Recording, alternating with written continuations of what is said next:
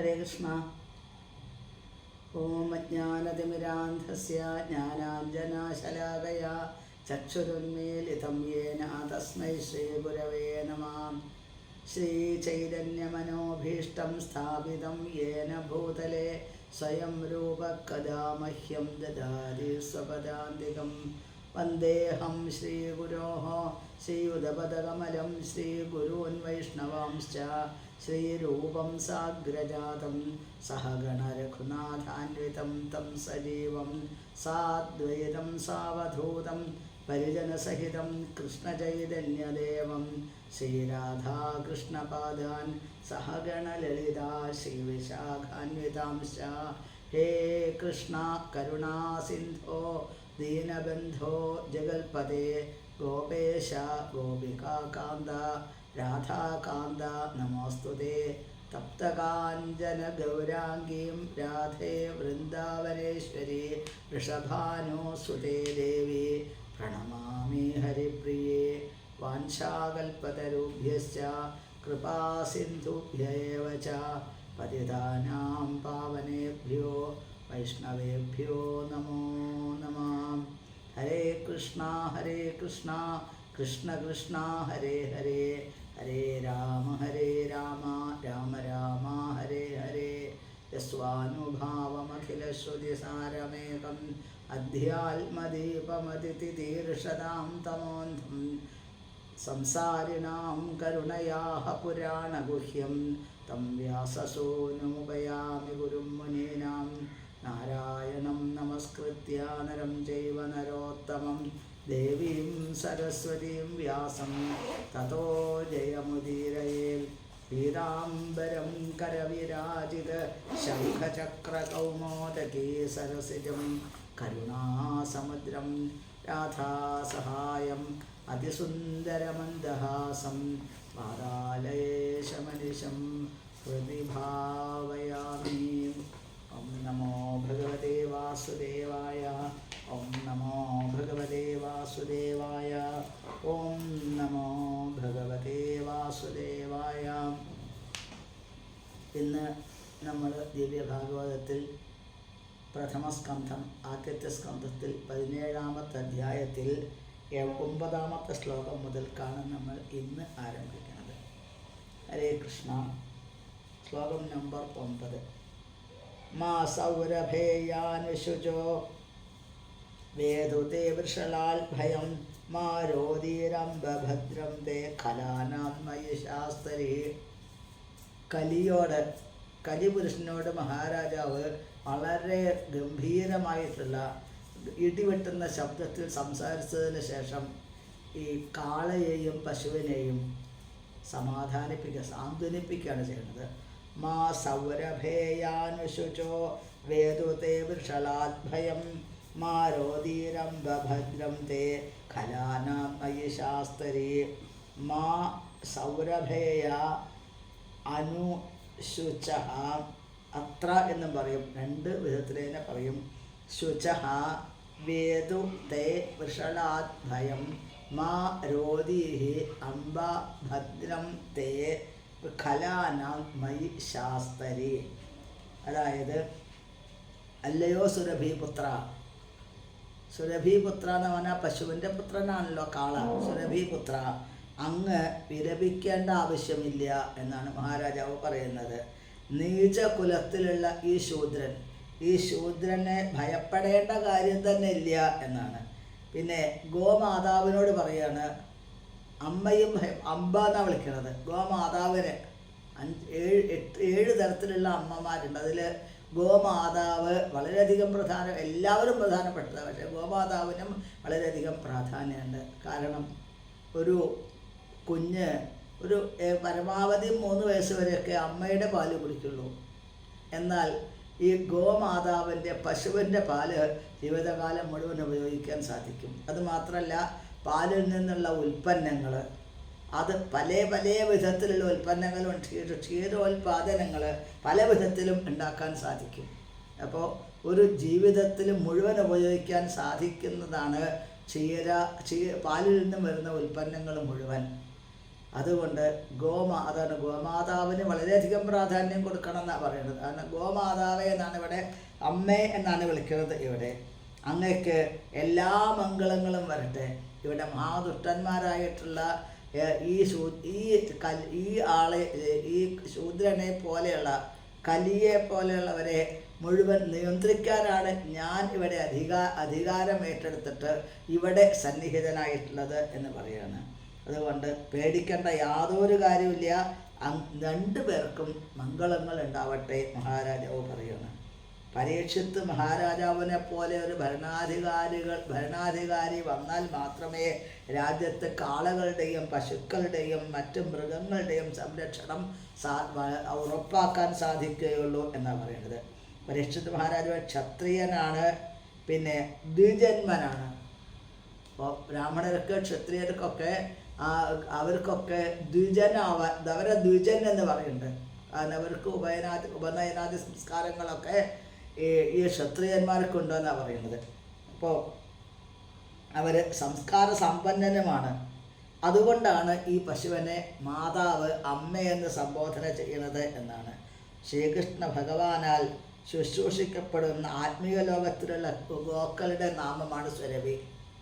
സുരഭീരഭിപാലയന്തം എന്നാണ്. ഗോലോകത്തിലെ പശുക്കളെ സുരഭി എന്നാണ് പറയുന്നത്. ആ സുരഭി പുത്രൻ എന്നാണ് കാളയെ സംബോധന ചെയ്യുന്നത്. അത് ആ സംസ്കാരത്തിൻ്റെ വിശേഷതയാണ് എന്ന് സൂചിപ്പിക്കുന്നു. ഇപ്പോൾ ഈ കലികാലത്ത് ഇവരൊന്നും രക്ഷിക്കാനുള്ള ഒരു സംവിധാനങ്ങളൊന്നും അധികം കാണാനില്ല. എന്നാൽ നമ്മളെ വൃന്ദാവനത്തിൽ, നോർത്ത് ഇന്ത്യയിൽ ധാരാളം ഗോശാലകൾ കാണാൻ സാധിക്കും. പശുക്കളെ സംരക്ഷിക്കാനുള്ള മനുഷ്യർക്ക് കൊടുക്കുന്നതിനെ പോലെ തന്നെ ഒരു പക്ഷേ അതിനേക്കാൾ കൂടുതൽ ഗോക്കൾക്ക് സംരക്ഷണം കൊടുക്കുന്നത് കാണാനായിട്ട് സാധിക്കും. എണ്ണിയാലൊടുങ്ങാത്ത ഗോശാലകൾ, പല വിധത്തിലുള്ള പാലുൽപ്പന്നങ്ങൾ, അതിൻ്റെ വ്യവസായങ്ങൾ, ഇതെല്ലാം നമ്മൾക്ക് നോർത്ത് ഇന്ത്യയിൽ, വടക്കേ ഇന്ത്യയിലൊക്കെ കാണാൻ സാധിക്കും എന്നാണ്. ഇവിടെ ഭഗവാന്റെ അവതാരം എന്തിനാണ്? വാസ്തവത്തിൽ ഗോബ്രാഹ്മണഹിതായ ച, പശുക്കളുടെയും ബ്രാഹ്മണരുടെയും ഉന്നതിക്ക് വേണ്ടി അവരൊക്കെ അനുഗ്രഹിക്കാനാണ് ഭഗവാൻ. അവർക്ക് ശാന്തിയും സമാധാനവും കൊടുക്കാൻ വേണ്ടിയിട്ടാണ് ഭഗവാന്റെ അവതാരം എന്നും ആചാര്യന്മാർ പറയാറുണ്ട്. 10-11 ശ്ലോകങ്ങളാണ് ഇനി. യസ്യ രാഷ്ട്രേ പ്രജാ സർവാത്രസ്യന്തേ സാധ്യ സാധുഭി തസ്യ മത്തസ്യ നശ്യന്തേ കീർത്തിരായുർഭഗോ ഗതി ഏഷ രാജ്ഞാം പരോ ധർമ്മോ ഹ്യാർത്താനാമാർത്തി നിഗ്രഹ അത ഏവം വധിഷ്യാമി ഭൂതദ്രുഹമസത്തമം. യസ്യ രാഷ്ട്രേ പ്രജാ സർവാസ്ത്രസ്യന്തേ സാധ്യ സാധുഭിः തസ്യ മത്തസ്യ നശ്യന്തേ കീർത്തിരായുർഭഗോ ഗതി ഏഷ രാജ്ഞാം പരോ ധർമ്മോ ഹ്യാർത്താനാമാർത്തി നിഗ്രഹ അത ഏനം വധിഷ്യാമി ഭൂതദ്രുഹമസത്തമം. ഇവിടെ ഏഷ യസ്യ രാഷ്ട്രേ പ്രജാഃ സർവാഃ ത്രസ്യന്തേ സാധുഭിः അസാധുഭിः തസ്യ മത്തസ്യ നശ്യന്തി കീർത്തി ആയുഃ ഭഗഃ ഗതി ഏഷ രാജ്ഞാം പരഃ ധർമ്മഃ ഹി ആർത്താനാം ആർത്തി നിഗ്രഹഃ അത ഏനം വധിഷ്യാമി ഭൂതദ്രുഹം അസത്തമം. പരീക്ഷിത്ത് മഹാരാജാവ് എന്താണ് ഈ പശുവിനോടും കാളയോടും പറയുന്നത് എന്നതാണ് ഇവിടെ പറയുന്നത്, സൂചിപ്പിക്കുന്നത്. യാതൊരു രാജ്യത്തിലാണോ സകല ജീവജാലങ്ങളും ദുഷ്ടന്മാരാൽ ആക്രമിക്കപ്പെടുന്ന സമയത്ത്, ആക്രമിക്കപ്പെട്ട് കഴിഞ്ഞാൽ അവിടെ രാജാവിൻ്റെ സൽകീർത്തി, ആയുസ്, അതേപോലെ എല്ലാ വിധത്തിലുള്ള ഐശ്വര്യങ്ങൾ, പിന്നെ ഈ ശരീരോപേക്ഷ വരുന്ന ആ ഒരു അടുത്ത ആ ജന്മത്തിലേക്കുള്ള എല്ലാ പുണ്യങ്ങളും ഇതെല്ലാം നഷ്ടപ്പെട്ടു പോകുന്നു എന്നാണ്.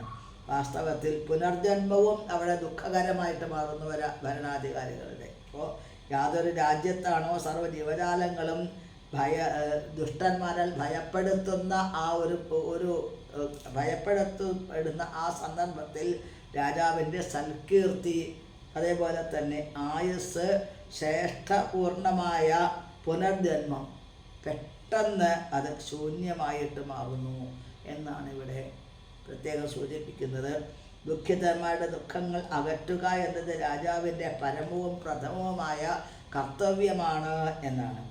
അതുകൊണ്ട് മറ്റു ജീവികളോട് വളരെ ക്രൂരമായി പെരുമാറുന്നതിനാൽ അത്യന്തം നീചനായ ഈ മനുഷ്യരെ ഞാൻ നിശ്ചയമായും വധിക്കും. വധിക്കാനുള്ള കാരണം എന്താണ്? പാവപ്പെട്ട ജീവികളോട് വളരെ ക്രൂരമായിട്ട് പെരുമാറുന്നു. 3 കാലുകളും തല്ലി ഒടിച്ചു, 4ാമത്തെ കാല് ഒടിക്കാൻ പാകത്തിലാണ് നിൽക്കുന്നത് എന്നാണ്. അതുകൊണ്ട് ഇനി ദുഃഖിക്കേണ്ട കാര്യമില്ല എന്നാണ്. ഏത് ജീവിയായാലും അത് മറ്റ് ജീവികളെ ഭയപ്പെടുത്തുന്ന പക്ഷം അത് അത്യന്തം നീചമായ പ്രജയാകുന്നു. അതായത് രാജാവ് അത്യന്തം കുഴപ്പക്കാരായവരെ ഉടനടി വധിക്കണം എന്നാണ്.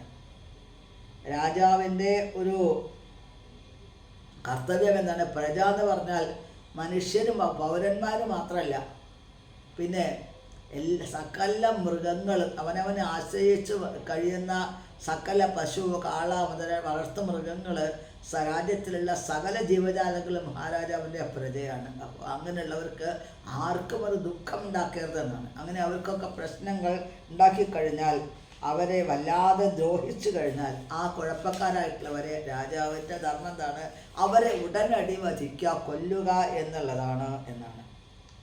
ഏത് രൂപത്തിലുള്ള ഭഗവാന്റെ പുത്രന്മാരാണ് എല്ലാവരും എന്നാണ് സൂചിപ്പിക്കുന്നത് ഇവിടെ.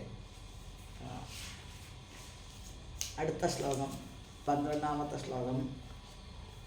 കോ വൃശ്ചൽ തവ പാദാം സ്ത്രീൻ സൗരഭേയ ചതുഷ്പദ മാ ഭൂവം താദൃശ രാഷ്ട്രേ രാജ്ഞാം കൃഷ്ണാനുവർത്തിനാം.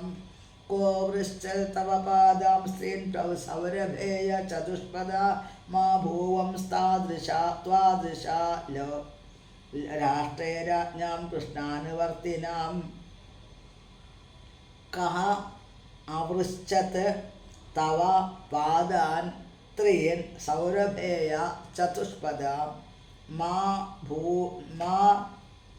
ഭൂവൻ ത്വാദൃശ രാഷ്ട്രേ രാജ്ഞാം ധർമ്മ അനുവർത്തിനാം. അതായത് പരീക്ഷിച്ച മഹാരാജാവ് ഋഷഭത്തെ അഭിസംബോധന ചെയ്തുകൊണ്ട് ചെയ്തിട്ട് ആവർത്തിച്ച് ചോദിക്കുകയാണ്, സുരഭിപുത്രനായിട്ടുള്ള അങ്ങയുടെ 3 പാദങ്ങളും ആരാണ് വിച്ഛേദിച്ച് കളഞ്ഞത് എന്നാണ്.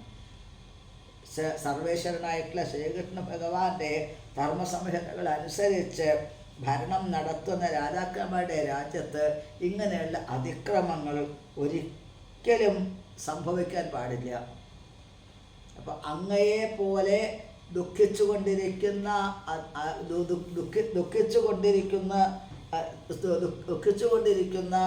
അനേകം കാളകൾ ഇനി വരാനായിട്ട് പോകുന്നു. അപ്പോൾ ധർമ്മത്തിന് ച്യുതി നിരന്തരം സംഭവിച്ചുകൊണ്ടിരിക്കുന്നു. അതുകൊണ്ട് അങ്ങയുടെ ദുഃഖത്തിന് പ്രശ്നങ്ങൾക്ക് ആരാണ് കാരണം അങ്ങ് പറയൂ എന്ന് മഹാരാജാവ് പറയുകയാണ്. ശ്രീകൃഷ്ണ ധർമ്മസംഹിതകളെ അനുസരിക്കുന്ന അഥവാ ശ്രീകൃഷ്ണ ധർമ്മസംഹിതകൾക്ക് വിധേയമായ രാജ്യത്ത് ആരും തന്നെ അസന്തുഷ്ടരല്ല എന്നാണ്.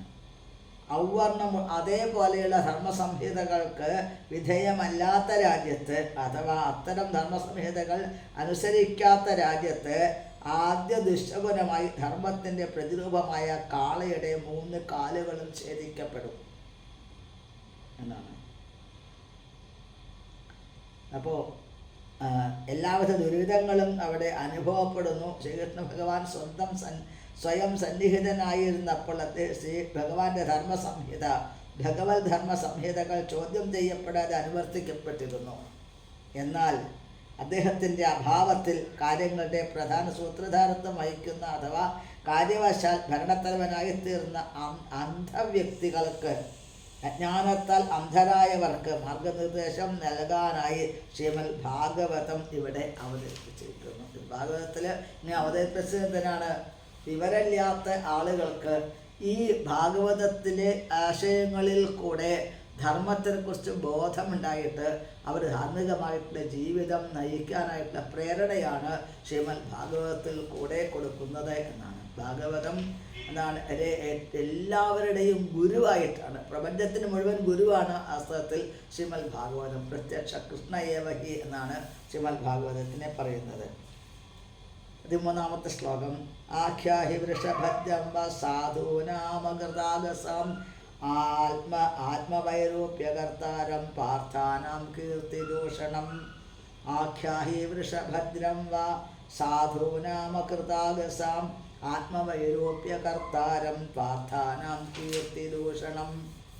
അപ്പം കാളയോട് വീണ്ടും ചോദിക്കാം മഹാരാജാവ്, നിരപരാധിയാണ്, തികഞ്ഞ സത്യസന്ധനുമാണ് അങ്ങ്, അങ്ങയ്ക്ക് സർവമംഗളങ്ങളും ഉണ്ടാവട്ടെ.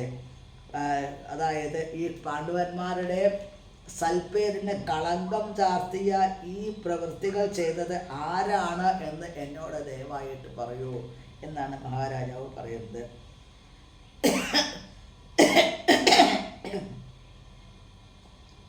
അതായത് മാനവ സമുദായത്തിൻ്റെ നന്മയ്ക്കായിട്ട് പശുവിൻ്റെയും കാളയുടെയും കാളയുടെയും ചാണകം ഉപയോഗിക്കുന്നുണ്ട്.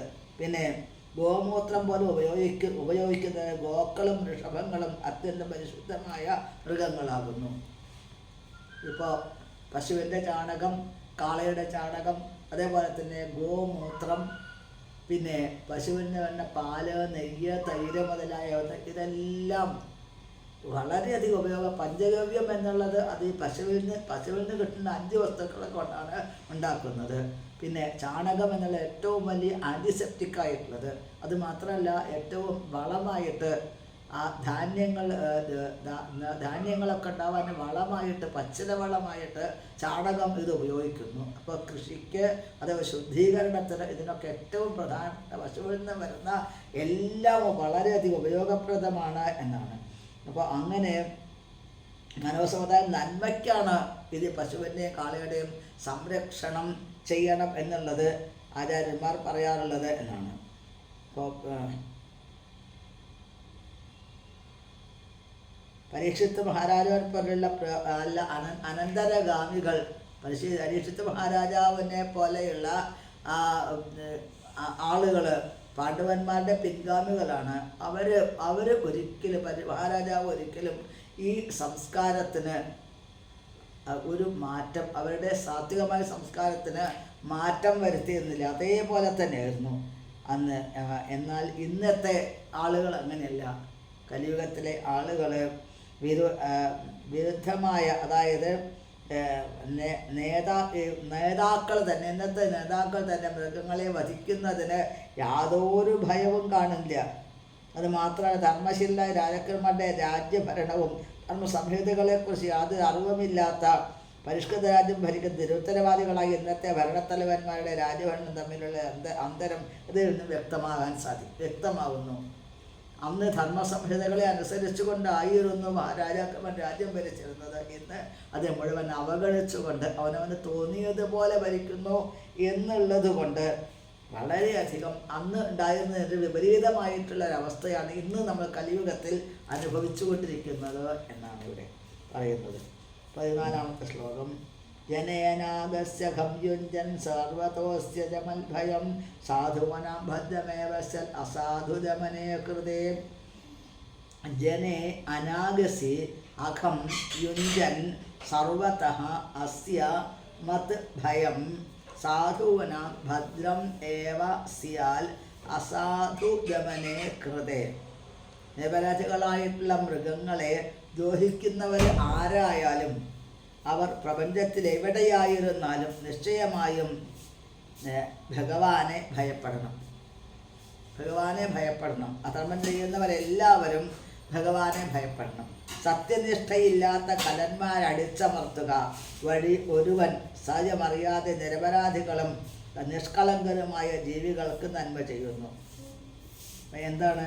സത്യനിഷ്ഠയില്ലാത്ത ദുഷ്ടന്മാരെ അടിച്ചമർത്തുന്നതോട് കൂടിയിട്ട് ഒരു ഭരണാധികാരി ലോകത്തിന് നന്മയാണ് ചെയ്യുന്നത് എന്നാണ് ഇവിടെ സൂചിപ്പിക്കുന്നത്.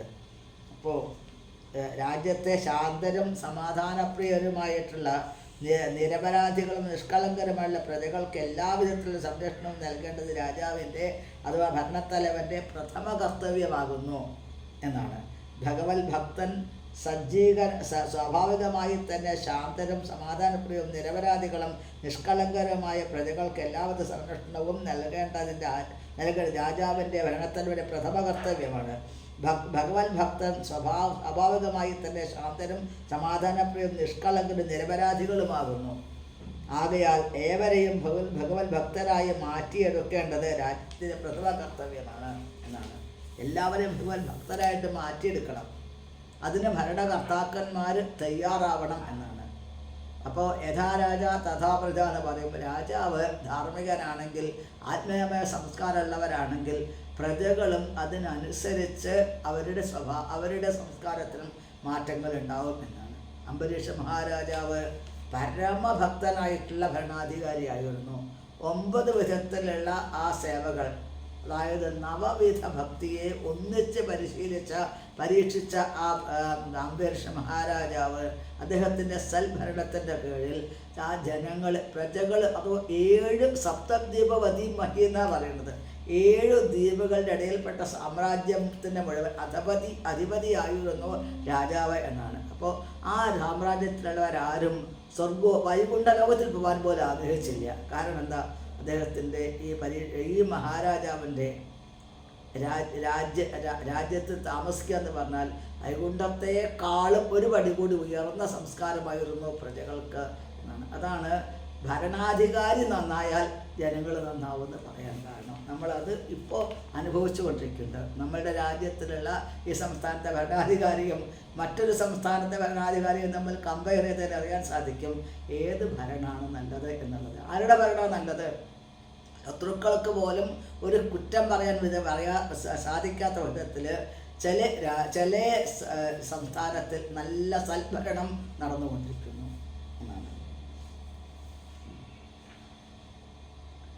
അനാഗസ്തിഹ ഭൂതേഷു ആഗസ്കൃനിരങ്കുശ അഹർത്താസ്മി ഭുജം സാക്ഷാൽ അമർത്യസ്യാപി സാംഗതം.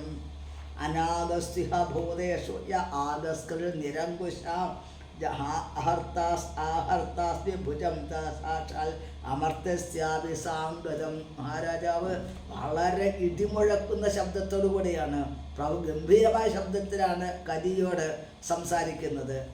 അതായത് കലിയോട് ഇവരെ ഈ കാളയും പശുവിനെയും സമാധാനിപ്പിച്ച് വീണ്ടും ആ കലി പുരുഷനോട്, ആ ശൂദ്രനോട്, രാജാവിനൊപ്പം നിൽക്കുന്ന ആളോട് പറയുകയാണ് മഹാരാജാവ്. സർവാലങ്കാര ഭൂഷിതനായിട്ട് ആയുധങ്ങളെ മേന്തി കവചവുമായി നിൽക്കുന്ന ഒരു സർവലോക ദേവനാണെങ്കിൽ പോലും നിരപരാധികളും നിഷ്കളങ്കരുമായ ആളുകളെ ദ്രോഹിച്ചു കഴിഞ്ഞാൽ അവരെ ഞാൻ നിശ്ചയമായി നശിപ്പിക്കും. നിരപരാധികളെ ദ്രോഹിക്കുന്നവരെ ഞാൻ അമർത്യസ്യാപി സാംഗതം എന്നാണ് പറയുന്നത്. അതായത്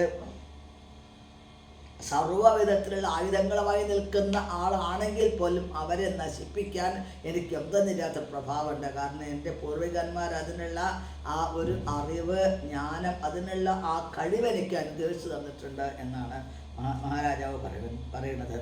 അതായത് നിരപരാധികളായവരെ ഉപദ്രവിക്കുന്ന പക്ഷം അന്തരം സ്വർലോകവാസികളെ പോലെ പരീക്ഷിച്ച് മഹാരാജാവ് വെല്ലുവിളിച്ചിരുന്നു എന്നാണ് മനസ്സിലാക്കുന്നത്. ഭരണത്തലവൻ അഥവാ രാജാവ് അത്രയ്ക്കും അതിശക്തനായിരിക്കണമെന്ന് ഇത് അർത്ഥമാക്കുന്നു. അതിശക്തനായിരിക്കണം. അധർമ്മം ചെയ്യുന്നവരെ കൊല്ലാൻ അവർക്ക് പടി ഉണ്ടാകരുതെന്നാണ്. കാരണം എന്താ? ഒരാൾ അതിക്രമിച്ച ആളെ വെട്ടിവെച്ച് കൊന്നു കഴിഞ്ഞാൽ അങ്ങനെ ഒരു അതിക്രമം അത് കണ്ടിട്ടുള്ളവരെ വീണ്ടും അതേപോലെ പ്രവർത്തിക്കില്ല. അത്രയും കരുണ ഉണ്ടാവണം, ജനങ്ങളോട് കാരുണ്യം ഉണ്ടാവണം എന്നല്ല, അതേപോലെ അധർമ്മികളെ അടിച്ചൊതുക്കാനുള്ള പ്രഭാവവും കഴിവും അങ്ങനെയുള്ള ഭരണാധികാരികൾക്ക് വേണം. രാജാവ് അതിന് പരീക്ഷിച്ച രാജാവ് ഉദാഹരണമാണ്. ഒന്നാമത്തെ ഉദാഹരണം പരീക്ഷിച്ച മഹാരാജാവാണ് എന്നാണ്. രാജ്ഞോ ഹി പരമോധർമ്മ സ്വധർമ്മസ്ഥാനുപാലനം ശാസ്ത്രജ്ഞാൻ യഥാശാസ്ത്രവൽവനാപത്യുൽപധാനിഹാം. രാജ്ഞോ ഹി പരമോധർമ്മ സ്വധർമ്മസ്ഥാനുപാലനം ശാസനമുന്യാൻ യഥാശാസ്ത്രം അനാപത്യുൽപധാനിഹാം. അതായത് രാജ്ഞഃ ഹി പരമഃ ധർമ്മഃ സ്വധർമ്മസ്ഥ അനുപാലനം ശാസതഃ അന്യാൻ യഥാശാസ്ത്രം അനാപതി ഉൽപധാനിഹ. രാജാവിൻ്റെ പരമമായിട്ടുള്ള ധർമ്മമാണ് ജനങ്ങളെ മുഴുവൻ നിയമത്തിന് വിധേയമായിട്ട് സംരക്ഷിക്കേണ്ടതായിട്ട് ചില സന്ദർഭത്തിൽ ആപദ്ധർമ്മം അത് വേണ്ടതായിട്ട് വരുന്ന നമ്മൾക്ക് ചിലപ്പോൾ പ്രതീക്ഷിക്കാതെ പല പല പ്രതിസന്ധികൾ വന്നു എന്ന് വരാം. ആ പ്രതിസന്ധിയുടെ ഘട്ടത്തിൽ എങ്ങനെ ആണ് ജീവിക്കേണ്ടത് എന്നും ശ്രീമദ് വേദത്തിലൊക്കെ പറഞ്ഞിട്ടുണ്ട്, ഭാഗവതത്തിലും അത് പറഞ്ഞിട്ടുണ്ട്. ആപദ്ധർമ്മത്തിനെ കുറിച്ച് പറയുന്നുണ്ട്. ഉദ്ദേശം എന്തായിരിക്കണം? ഈശ്വരനെക്കുറിച്ച് പ്രചരിപ്പിക്കുക എന്നുള്ളത്. അപ്പോൾ പല പല രാജ്യങ്ങളിലും സഞ്ചരിക്കേണ്ടതായിട്ട് വരാറുണ്ട്. ആ സമയത്ത് ആപത്ത്, അതായത് വളരെ പ്രതിസന്ധി വരുന്ന ഘട്ടത്തിൽ ആഹാരത്തിന് ചില നിയന്ത്രണങ്ങൾ, വലിയ നിയന്ത്രണങ്ങൾ, നമ്മൾക്ക് നിയന്ത്രണങ്ങളുണ്ട്. ആ നിയന്ത്രണത്തിന് ചിലപ്പോൾ അല്പമൊക്കെ ഒരു വ്യത്യാസം, അയവ് വരുത്താനായിട്ട് അവർ അങ്ങനെ ഒരു അവസ്ഥയിലേക്ക് അങ്ങനെ വരാറുണ്ട് എന്നാണ്. ഇങ്ങനെ വരുന്ന സമയത്ത് ഉദ്ദേശം എന്തായിരിക്കണം? ഭഗവാന്റെ ദിവ്യമായിട്ടുള്ള ആശയങ്ങളെ, ഭഗവാന്റെ ശാസ്ത്രത്തെ പ്രചരിപ്പിക്കുക എന്നുള്ളതാവണം. അങ്ങനെ ചെറിയ ഇളവുകൾ അവിടെ കാണാനായിട്ട് സാധിക്കും എന്നാണ്. അപ്പോൾ ജീവിക്കണം എന്നുണ്ടെങ്കിൽ, ജീവനുണ്ടെങ്കിൽ, ശരീരം നിലനിർത്തിയാലേ പ്രീച്ചിങ്, ഭഗവാനെക്കുറിച്ച് പറയൽ, പ്രചരണം നടത്തുള്ളൂ. അപ്പോൾ അതിന് വേണ്ടിയിട്ട് ചില സമയത്തൊക്കെ നിയമങ്ങൾക്ക് ചെറിയ ഇളവുകളും വരുത്താറുണ്ട് എന്നാണ്. ശ്രീമദ് ഭാഗവതത്തിൽ ഏകാദശ സ്കന്ധത്തിൽ ആപദ്ധർമ്മത്തിനെ കുറിച്ച് പറയുന്നുണ്ട്. ബ്രാഹ്മണന് അത്യാപത്ത് വന്നു കഴിഞ്ഞാൽ ക്ഷത്രിയധർമ്മം സ്വീകരിക്കുക എന്നാണ് പറയുന്നത്. ക്ഷത്രിയന്മാർക്ക് ആപത്ത് വന്നു കഴിഞ്ഞാൽ വൈശ്യധർമ്മം സ്വീകരിക്കാം. വൈശ്യന്മാർക്ക് ആപത്ത് വന്ന് വലിയ വലിയ പ്രതിസന്ധി ആപത്ത് വന്നു കഴിഞ്ഞാൽ അവർക്ക് വൈശ്യന്മാർക്ക് കാരുകടക്രിയ എന്നാണ് പറയുന്നത്. അതായത് ആശാരിമാർ, സ്വർണ്ണപ്പണിക്കാർ, അവരുടെയൊക്കെ ജോലി സ്വീകരിക്കാം. അപ്പോൾ ആപത്ത് ഒഴിഞ്ഞു പോയാൽ പഴയ ധർമ്മത്തിലേക്ക് തന്നെ വരേണ്ടതായിട്ടുണ്ട്. അഥവാ അങ്ങനെ അവനവൻ്റെ ആപത്ത് ഒഴിഞ്ഞു പോയാൽ സ്വധർമ്മത്തിലേക്ക് വരണം. അങ്ങനെ ഏത് വിധമായാലും എന്താണ്, അവർക്ക് ഒരിക്കലും അടിമ പ്രവൃത്തി ചെയ്യരുതെന്നാണ് പറയുക. അടിമ എന്ന് പറഞ്ഞാൽ എന്താണ്? ഈശ്വരനെ നിഷേധിക്കുന്നവരുടെ പിന്നാലെ സഞ്ചരിച്ചുകൊണ്ട് അവരെ പീഡിപ്പിക്കുന്ന വിധത്തിൽ ഒരിക്കലും ജീവിക്കരുത് എന്നും ശ്രീമദ് ഭാഗവതത്തിൽ ഏകാദശ സ്കന്ധത്തിൽ വർണ്ണാശ്രമധർമ്മങ്ങളെ പറയുന്ന സമയത്ത് ആപദ്ധർമ്മത്തിനെ പ്രത്യേകം പറയുന്നുണ്ട്. വിശ്വാമിത്രന് ഈ മാംസം കഴിക്കേണ്ട ഒരു നിയോഗം വന്നിരുന്നു ഒരു സന്ദർഭത്തിൽ എന്നാണ്. അതുകൊണ്ട് വിശ്വാമിത്രൻ്റെ തപസ്സിന് ഒരു കുഴപ്പം സംഭവിക്കും. കാരണം ആ നിമിഷം അത് സംഭവിച്ചു. അത് കഴിഞ്ഞ് വീണ്ടും പഴയ ധർമ്മത്തേക്ക്, ക്ഷത്രിയധർമ്മത്തേക്ക് തിരിച്ചു പോയി വിശ്വാമിത്ര മഹാരാജാവ്. ഇങ്ങനെ പല പല സന്ദർഭങ്ങളിലും ആപത്ത് വരുന്ന സമയത്ത് അവനവൻ്റെ ആ ധർമ്മത്തിൽ നിന്നും അല്പം മാറിയിട്ട് ചിന്തിക്കേണ്ട നിയോഗം വന്നാലും അത് ആപത്തില്ലാതെ കഴിഞ്ഞാൽ പഴയ ധർമ്മത്തേക്ക് തന്നെ തിരിച്ചു പോകേണ്ടതാണ് എന്നും ആചാര്യന്മാർ സൂചിപ്പിക്കുന്നു. 17ാമത്തെ ശ്ലോകം. ഇതിന് ധർമ്മരാജാവ് മറുപടി പറയുന്നതാണ് അടുത്ത ശ്ലോകത്തിൽ കാണാൻ സാധിക്കുന്നത്. ഏതദ്വ പാണ്ഡവേയാനാം പുരയുക്തം ആർത്താഭയം വചാം യേഷാം ഗുണഗണേ കൃഷ്ണോ ദൗത്യാദോ ഭഗവാൻ കൃതാം. ഏതദ് വഹ പാണ്ഡവേയാനാം യുക്തം ആർത്താ അഭയം വചഃ യേഷാം ഗുണഗണൈഃ കൃഷ്ണഃ ദൗത്യാദൗ ഭഗവാൻ കൃതഃ. അതായത് പാണ്ഡവവംശത്തിൽപ്പെട്ടിട്ടുള്ള അങ്ങയ്ക്ക് ഈ വാക്ക് വളരെയധികം യുക്തമാണ്, ഏറ്റവും യോജിക്കുന്ന വാക്കുകളാണ് അങ്ങ് പറഞ്ഞിട്ടുള്ളത് എന്നാണ്. ആ പാണ്ഡവന്മാരുടെ ഗുണഗണങ്ങളെ കൊണ്ട്, അവരുടെ ഭക്തിയുടെ പരിശുദ്ധമായ അവസ്ഥ കണ്ടിട്ടാണല്ലോ ഭഗവാൻ അവരുടെ ദൂതനായി, ഭഗവാൻ എന്ന് പറഞ്ഞാൽ ഭഗവാൻ അവർക്ക് ദൂതനായിട്ട് പോയി. പാണ്ഡവന്മാരുടെ ദൂതനായിട്ട് ഭഗവാൻ കൗരവന്മാരുടെ സഭയിലേക്ക് പോയി. ഭഗവാൻ പാണ്ഡവന്മാർക്ക് വേണ്ട അവകാശം ചോദിക്കാനായിട്ട് യുധിഷ്ഠിര മഹാരാജാവിൻ്റെ ദൂതനായിട്ട് ശ്രീകൃഷ്ണ ഭഗവാനാണ് പോയത് എന്നാണ്. അതേപോലെ തന്നെ ഭഗവാൻ സൂതനായിട്ട് പോയി, തേര് തെളിക്കാൻ സാരഥിയായിട്ട് ഭഗവാൻ പോയി.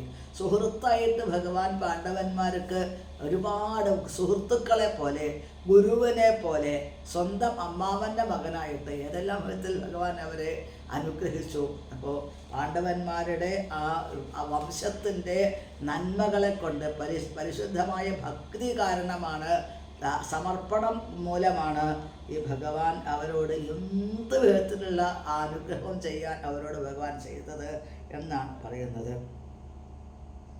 അപ്പോൾ പ്രത്യേകിച്ച് പാണ്ഡവന്മാരുടെ അത്രയും ഗുണഗണങ്ങൾ അവർക്കുണ്ട്. അതുകൊണ്ട് അതേ ഗുണഗണങ്ങൾ അങ്ങയ്ക്കും ഉണ്ട് എന്ന് ഞാൻ വിചാരിക്കുന്നു എന്നാണ്.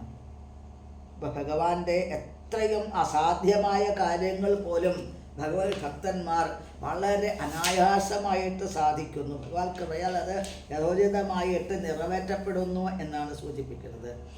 പാണ്ഡവന്മാർ തങ്ങളുടെ പരിശുദ്ധമായ ഭക്തി സേവനത്താലും ആത്മസമർപ്പണത്താലും ഭഗവാൻ അവരുടെ തേരാളിയായും ചിലപ്പോൾ ദൂതനായും ഭഗവാൻ സ്വയം കർത്തവ്യം ഏറ്റെടുക്കുന്ന തരത്തിൽ അദ്ദേഹത്തെ സംതൃപ്തനാക്കി. ഭഗവാൻ അങ്ങനെ സംതൃപ്തനായത് കൊണ്ടാണ് ഭഗവാൻ പാണ്ഡവർക്ക് വേണ്ടി എന്തും ചെയ്യാൻ തയ്യാറായത് എന്നാണ് പറയുന്നത്. പരീക്ഷിത്ത് മഹാരാജാവിന് അനുഭവമുണ്ട്. അതായത് ഉത്തരാദേവിയുടെ ഗർഭത്തിലേക്ക് ആ ബ്രഹ്മാസ്ത്രത്തിൻ്റെ തേജസ് വന്ന സമയത്ത് ഉത്തരാദേവിയുടെ ഗർഭത്തിലേക്ക് അവിടേക്ക് കടന്നു ചെന്ന് ഭഗവാൻ പരീക്ഷിത്ത് മഹാരാജാവിനെ ആ ഉണ്ണിയെ അനുഗ്രഹിച്ചു, ഉണ്ണിയെ രക്ഷിച്ചു. അപ്പോൾ പാണ്ഡവന്മാരുടെ ആ വംശത്തിന് തന്നെ ഭഗവാന്റെ അനുഗ്രഹം പൂർണ്ണമായിട്ടുണ്ട് എന്നാണ്. മഹാരാജാവിൻ്റെ ആ വാക്കുകൾ, സമാധാനിക്കുന്ന വാക്കുകൾ കേട്ട ആ വാക്കുകൾക്ക് നന്ദി പറയാണ് ധർമ്മരാജാവ്, അതായത് യമധർമ്മരാജാവ് ധർമ്മദേവൻ ചെയ്തിട്ടുള്ളത് എന്നാണ് ഇവിടെ സൂചിപ്പിക്കുന്നത്. 18ാമത്തെ ശ്ലോകം.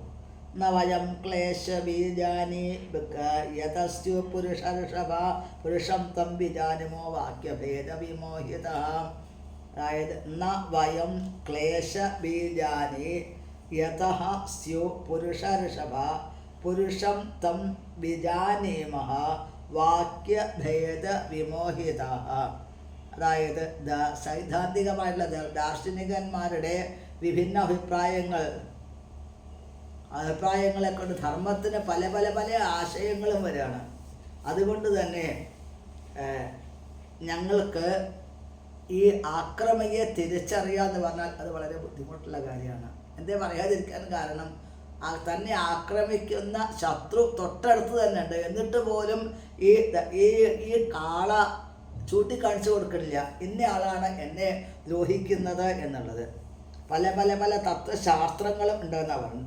ഋഷഭത്തിനും അഥവാ ധർമ്മ വ്യക്തിത്വത്തിനും ഗോമാതാവിനും ഭൂമിദേവിക്കും അവരുടെ ദുരിതങ്ങൾക്ക് മൂലകാരണം കലിയാണ് എന്നുള്ളത് എന്ന് വ്യക്തമായിട്ട് അറിയാമെങ്കിലും അവർ ഭഗവത് ഭക്തന്മാരാണ്. അതുകൊണ്ട് അവർ ഈ കലിയെ കുറ്റപ്പെടുത്തിയില്ല എന്നാണ്. ഭഗവാന്റെ അനുമതി ആർക്കും ഭഗവാന്റെ അനുമതി ഇല്ലാതെ നമുക്ക് ക്ലേശം വരുന്നു. അത് ഭഗവാന്റെ അനുമതി ഇല്ലാതെ നമ്മൾക്ക് ക്ലേശം വരില്ല. അതേപോലെ തന്നെ ഭഗവാന്റെ അനുമതി ഇല്ലാതെ ഇവിടെ ഈ ദ്രോഹിക്കാൻ കലിക്ക് തോന്നില്ല. അത് പൂർണ്ണമായിട്ട് അറിവുള്ളത് കൊണ്ട് അവർ പറയുന്നു അങ്ങനെ പ്രത്യേകിച്ച് ഒരാളെ ഞങ്ങൾക്ക് പറയാൻ പ്രയാസമാണ്, തീർച്ചപ്പെടുത്താൻ പ്രയാസമാണ് എന്നാണ് രണ്ടുപേരും പറയുന്നത് എന്നാണ്. പിന്നെ 19ാമത്തെ ശ്ലോകം. കേജിൽ വികൽപ്പവസനാം ആഹുരാത്മാനമാത്മന ദേവമന്യേ പരേ കർമ്മ സ്വഭാവമപരേ പ്രഭും. കേജിൽ വികൽപ്പവസനാഃ ആഹു ആത്മാനം ആത്മനഃ ദൈവം അന്യേ അപരേ കർമ്മ സ്വഭാവം അപരേ പ്രഭും. അതായത് വ്യക്തിപരമായ സന്തോഷങ്ങൾക്കും സന്താപങ്ങൾക്കും കാരണം അവനവൻ തന്നെയാണ് എന്നാണ്. എല്ലാ ദ്വൈതങ്ങളെയും നിഷേധിക്കുന്ന ദാർശനികമായി പറയുന്നത് എന്താണ്? ദുഃഖത്തിനും സന്തോഷത്തിനും കാരണം അവനവൻ തന്നെയാണ് എന്നാണ്. ചിലർ പറയുന്നത് എന്താണ്? അമാനുഷിക ശക്തികളാണ് ഉത്തരവാദികളെന്ന് വേറെ ചിലർ പറയുന്നു. ചിലർ കർമ്മമാണ് അതിൻ്റെ കാരണം എന്നുള്ളത് പറയുന്നു. ചിലർ ഭൗതിക പ്രകൃതിയാണ് എല്ലാത്തിനും കാരണം എന്ന് ചിലർ പറയുന്നു. ഒക്കെ കൂടി ഇവിടെ ഒരു വിരുദ്ധമായിട്ടുള്ള അഭിപ്രായക്കാരാണ് ഇതിൽ മുഴുവൻ കാണുന്നത്. അതുകൊണ്ട് ഞങ്ങൾക്ക് ആരാണെന്ന് തീർച്ചപ്പെടുത്താൻ സാധിക്കാത്ത അവസ്ഥയാണ് എന്നാണ് ഇവിടെ സൂചിപ്പിക്കുന്നത്. ചിലർ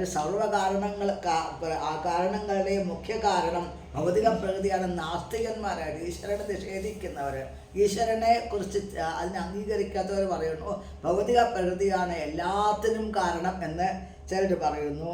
പിന്നെ സാഖ്യ യോഗത്തിലും നിരീശ്വര സാഖ്യത്തിലും ഇത് തന്നെ പറയുന്നു എന്നാണ്. കാരണം സുഖദുഃഖം ഭൗതികമായ ഘടകങ്ങളുടെ ഏകീകരണം എല്ലാം കൂടി ഒന്നിച്ചു ചേർന്നിട്ടാണ് ഒരു മനുഷ്യനുണ്ടായത്, ജീവനുണ്ടായത് എന്ന് പറയുന്നു.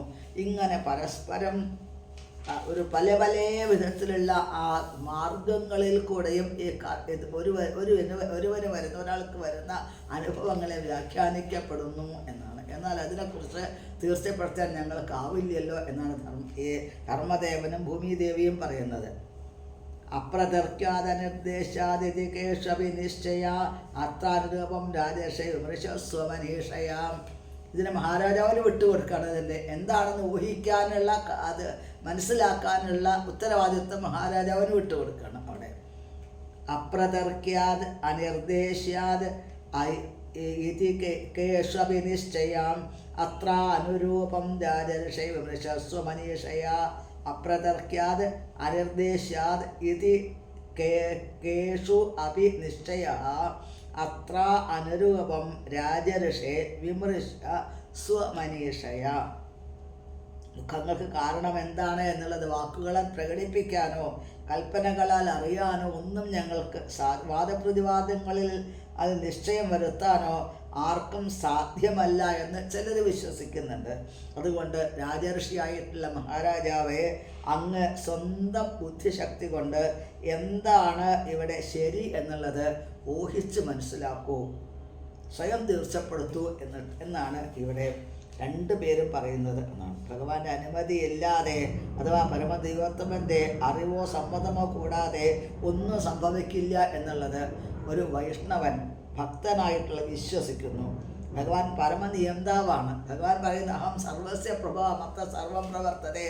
ഭഗവാൻ പറയുന്നു അഹം സർവസ്യ പ്രഭവ, എല്ലാത്തിനും ഉത്ഭവസ്ഥാനം ഞാനാണ്, എന്നിലാണ് എല്ലാം പ്രവർത്തിക്കുന്നത്. അതുകൊണ്ട് ദൈതിമത്വ ഭജന്തേ മാം ബുധ ഭാവസമന്വിതാഹ. ഇത് മനസ്സിലാക്കിക്കൊണ്ട് ഭക്തന്മാരായിട്ടുള്ളവർ, ബുദ്ധിയുള്ളവരെന്താ ചെയ്യുക? ഭാവസമന്വിതാഹ, ഭക്തിഭാവത്തോടു കൂടിയിട്ട് എന്നെ സേവിക്കുന്നു എന്ന് ഭഗവാൻ ഭഗവത്ഗീതയിൽ പറയുന്നു. അപ്പോൾ ഭഗവാന്റെ ഇച്ഛയ്ക്ക് അനുസരിച്ചിട്ടല്ല സംഭവിക്കുന്നത് എന്നുള്ള ആ ഭാവത്തോട് കൂടിയിട്ട് നമ്മൾ ഭഗവാൻ തരുന്നതിന് എന്തിന് അനുഭവങ്ങളെ സ്വയം സ്വീകരിക്കുക, ഭഗവാനെ ഭജിക്കുക, അതാണ് വേണ്ടത് എന്നാണ് ഈ ശ്ലോകത്തിൽ കൂടെ നമ്മൾക്ക് മനസ്സിലാക്കാൻ സാധിക്കുന്നത്. സൂതോവാചാം, ശ്ലോകം നമ്പർ 21. ഏവം ധർമ്മേ പ്രവദതി സമ്രാട് ദ്വിജസത്തമഃ സമാഹിതേന മനസാ വിഖേത പര്യചഷ്ടതം. ഏവം ധർമ്മേ പ്രവദതി സമ്രാട് ദ്വിജസത്തമഃ സമാഹിതേന മനസാ വിഖേത പര്യചഷ്ടതം. സൂതൻ അതിന് മറുപടി പറയുകയാണ്. സൂതൻ ഇപ്പോൾ ഈ പറഞ്ഞതിനെ ഇതിനെ ശൗനകാദി മഹർഷിമാർക്ക് പറഞ്ഞു കൊടുക്കുന്നു. സൂതൻ പറയുന്നു അവിടെ, ഏവം ധർമ്മേ പ്രവദതി സമ്രാട് ദ്വിജസത്തമഃ, അല്ലയോ ശൗനകാദി മഹർഷിമാരെ എന്നാണ് സംബോധന ചെയ്യുന്നത്. ദ്വിജശ്രേഷ്ഠന്മാരെ എന്നാണ് സംബോധന ചെയ്യുന്നത്. അതായത് യമദേവൻ്റെ ആ വാക്കുകൾ കേട്ട സമയത്ത്, ശ്രദ്ധാപൂർവം കേട്ട ശേഷം പരീക്ഷിത്ത് മഹാരാജാവ് പശ്ചാത്താപമോ തെറ്റോ കൂടാതെ ഇപ്രകാരം മറുപടി പറഞ്ഞു. അതാണ് പശ്ചാത്താപം, പ്രത്യേകിച്ച് ഒരു ഭാവഭേദമില്ലാതെ, അതായത് യാതൊരു തെറ്റുമില്ലാതെയാണ് മഹാരാജാവ് മറുപടി പറയുന്നത് എന്നാണ്.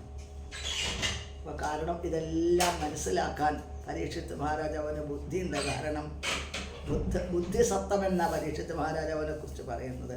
മഹാരാജാവിൻ്റെ ആ മറുപടിയാണ് പിന്നീട് നമ്മൾക്ക് കേൾക്കാൻ സാധിക്കുന്നത്. ഇന്ന് ഗുരുവായൂരപ്പൻ്റെ അനുഗ്രഹം കൊണ്ട് നമുക്ക് ഇത്രയും ഭാഗങ്ങൾ ചിന്തിക്കാനായിട്ട് സാധിച്ചു. ശ്രീമദ് ഭാഗവതത്തിലെ ഒരു ശ്ലോകമെങ്കിലും നമ്മൾക്ക് പഠിക്കാൻ സാധിച്ചു കഴിഞ്ഞാൽ നമ്മൾ ശ്രീകൃഷ്ണ ഭഗവാനായിട്ട് ബന്ധം സ്ഥാപിക്കാൻ സാധിക്കും. ഓരോ അക്ഷരങ്ങളും ശ്രീകൃഷ്ണ ഭഗവാന്റെ പ്രത്യക്ഷമായ രൂപമായതുകൊണ്ട് ഭഗവാനായിട്ട് നിരന്തരം നമ്മൾക്ക് ബന്ധം വേണോ, ശ്രീമദ് ഭാഗവത്തിൽ ശ്ലോകങ്ങളിൽ കൂടെ ഭഗവാന്റെ തിരുനാമങ്ങളിൽ കൂടെ സാധിക്കും. അതിന് സാധിക്കട്ടെ എന്ന് പ്രത്യേകം പ്രാർത്ഥിച്ചുകൊണ്ട് നമ്മളിവിടെ സമർപ്പിക്കുന്നു. നമോ ബ്രഹ്മണ്യദേവായ ഗോ ബ്രാഹ്മണഹിതായ ച ജഗദ്ധിതായ കൃഷ്ണായ ഗോവിന്ദായ നമോ നമഃ. ഹരേ കൃഷ്ണ കൃഷ്ണ കൃഷ്ണ ഹരേ ഹരേ, ഹരേ രാമ രാമ രാമ ഹരേ ഹരേ. ഹരേ കൃഷ്ണ.